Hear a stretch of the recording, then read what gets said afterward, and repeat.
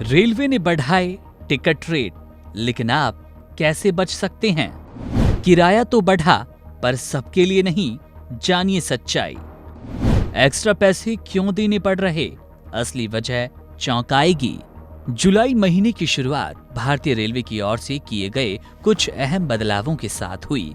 खासकर रेल किराए में बढ़ोतरी को लेकर आम यात्रियों के बीच चर्चा तेज है। लेकिन राहत की बात यह है कि रेलवे ने ये बढ़ोतरी सिर्फ लंबी दूरी की यात्रा पर लागू की है।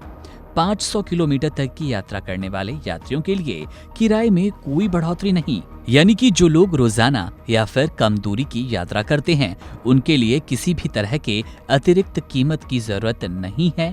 कोई किराया नहीं बढ़ा है। भारतीय रेलवे ने साफ किया कि 500 किलोमीटर तक के सफर पर सेकंड क्लास टिकट और मासिक सीजन टिकट MST की कीमतें जस की तस रहेंगी। इस फैसले से आम यात्रियों, खासकर ग्रामीण क्षेत्रों से आने जाने वाले छात्रों, मजदूरों और नौकरी पेशा लोगों को बड़ी राहत मिली।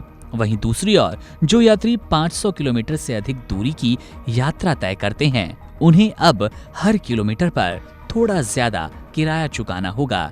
रेलवे के नए नियमों के अनुसार मेल और एक्सप्रेस ट्रेनों नॉन AC में 1 पैसा प्रति किलोमीटर और AC ट्रेनों में 2 पैसे प्रति किलोमीटर की बढ़ोतरी की गई। उदाहरण के तौर पर दिल्ली से पटना की दूरी 1000 किलोमीटर है।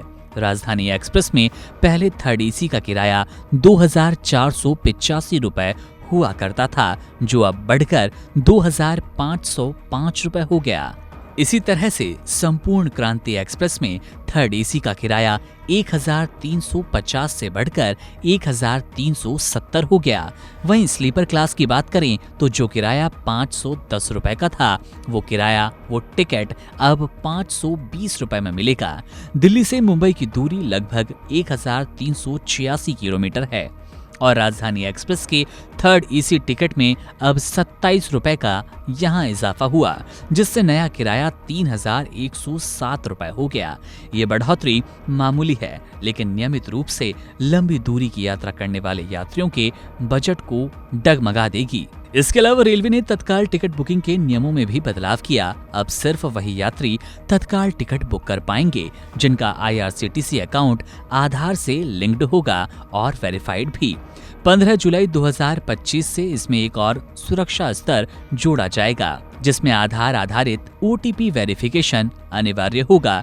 ये बदलाव फर्जीवाड़े और दलाली रोकने के लिए किए जा रहे हैं। कुल मिलाकर रेलवे का ये फैसला आम यात्रियों को ध्यान में रखते हुए लिया गया। जहां एक तरफ लंबी दूरी की यात्रा थोड़ी महंगी हुई, वहीं दूसरी ओर 500 किलोमीटर तक सफर करने वालों को कोई अतिरिक्त बोझ नहीं उठाना है।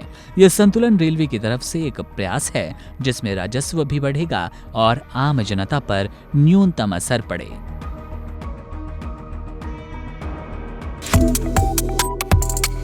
Subscribe to One India and never miss an update.